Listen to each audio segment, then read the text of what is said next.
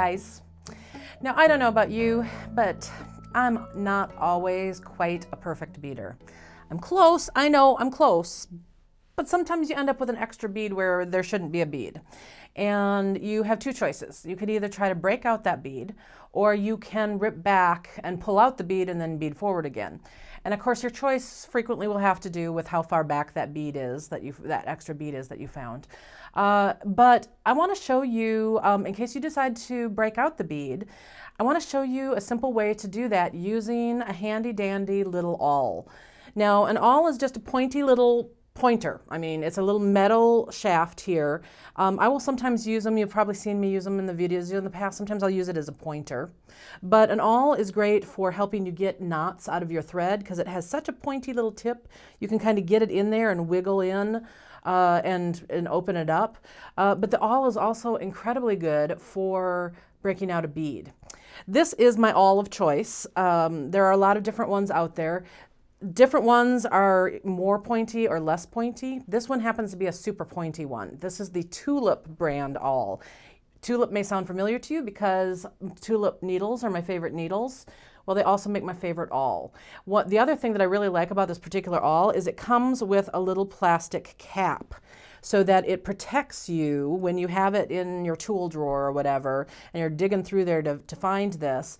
You're not going to accidentally find that point, that super sharp metal point, and give yourself a little poke because it's got the cap, which I appreciate because, believe me, I am a very clumsy person, and if it's going to happen to anybody, it's going to happen to me. So let me show you how this works. First, I want to give you a close-up view of the cap on this tulip awl, and then here you can see just how pointy that is. So it's a really, really nice tool and well designed. Here is a piece of peyote stitch that I was working on, and you can see that I'm ready to take my next stitch here, and here's the down bead that it's going to sit next to, and unfortunately I accidentally put two beads here in the next slot, and one of those beads has to go. So instead of pulling out, I'm just going to break one of those beads out. And here's how you do it. You take your awl and you're going to pick one of the beads. It really doesn't matter in this case which one you're going to pick. That pointy tip will go right through the bead, and then you're just going to keep applying pressure and pushing that awl through, boom, until the bead breaks. And it'll just break apart perfectly. And that's because of this tapered tip.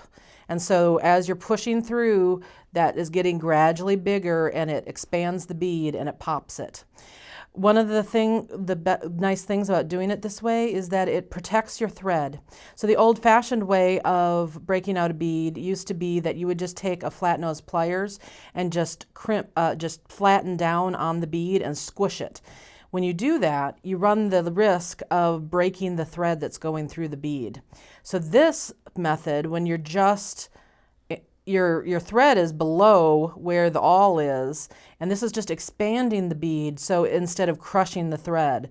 So it causes no problem to your thread. So it's a much safer way of breaking out that bead. So I think this is an incredibly useful tool to have. And I have several of them actually, because I have one at my office where I do a lot of beadwork. I also do a lot of beadwork at home, so I keep one at home because, of course, if I want to do beadwork at home and I want to break out a bead, guess where this is if I only have one of them. So I have one at home, I've got one at my office, and then I have a travel beading kit that I keep, and I have one in my travel kit. So if I'm in a class or something, I have this all as well. So this product is available at jillwisemandesigns.com. Like I said, good useful tool to have on board for those little oops moments. Happy beading.